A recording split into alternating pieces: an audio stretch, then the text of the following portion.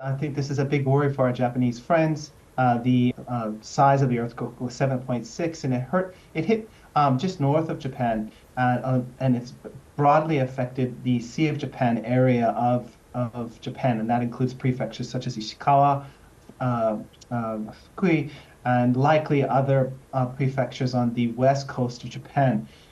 We are at this moment seeing tsunamis, small tsunamis of between 1 meter and up to 4 meters, which is impacting the coastline and impacting those communities along the west coast. But at this particular stage, the videos that have been released and the news that has been released is mostly focused on small scale damage in stores and in communities along that part of Japan.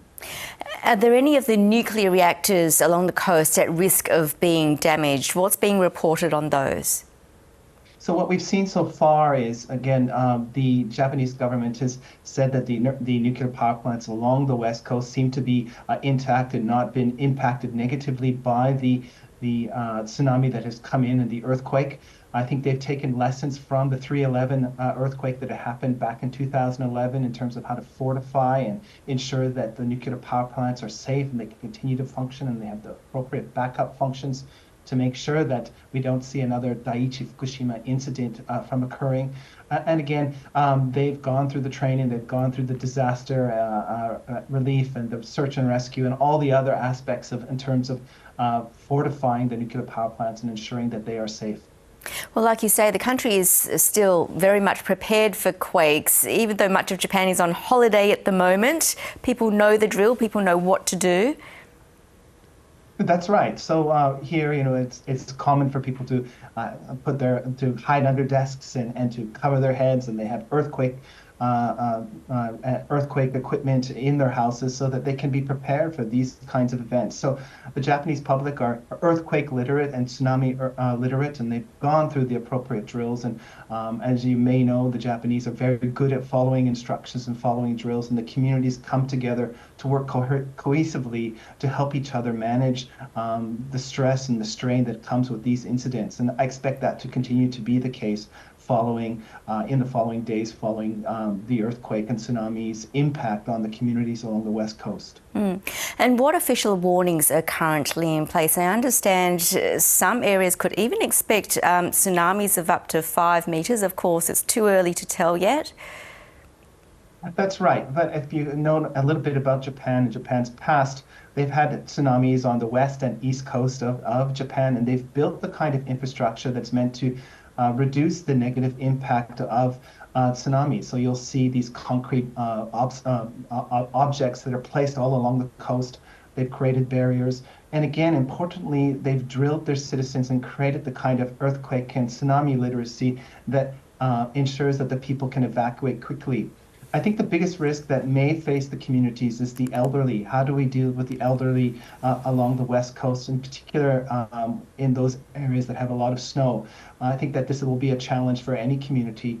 But again, I expect the Japanese community to work together to be cohesive to ensure that all the citizens along the west coast are working to try and deal with the challenges associated with tsunami and earthquake. And based on Japan's previous experiences with tsunami, how long until the danger of a damaging tsunami passes, do you think?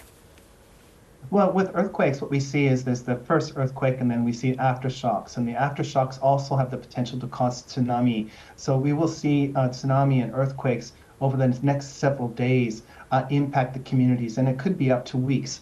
So I think that what we'll see is heightened alert along the west coast in those cities and communities with the local city offices and villages offices, ensuring that their communities are aware of what's happening, really being, thinking about the dangers of the tsunami and ensuring that there's enough food and blankets and power to keep their communities warm, as power has been shut down in some of the communities. They're organized, they're prepared. The question is, will they deliver? And from past experience, I expect that the communities to be well served, although this year may be harder than normal in terms of the challenges associated with winter. Indeed. And Stephen, just finally, you mentioned the 311 quake. It might be too early to tell yet, but how do you think the potential of this quake could compare to that deadly quake that claimed many lives? That's right. The 311 earthquake that happened in 2011 claimed at least 16 to 18,000 lives. It devastated the industrial communities along the east coast of Japan and caused severe economic impact in terms of the GDP. But what we've seen on the west coast is more agricultural, it's less industrialized, it's more mountainous, and I expect to have less damage, less of an impact on people's lives, and much lower numbers in terms of deaths. But again, I think what we need to watch moving forward is how the communities are responding to the tsunamis and earthquakes. How is it impacted by cold winter weather?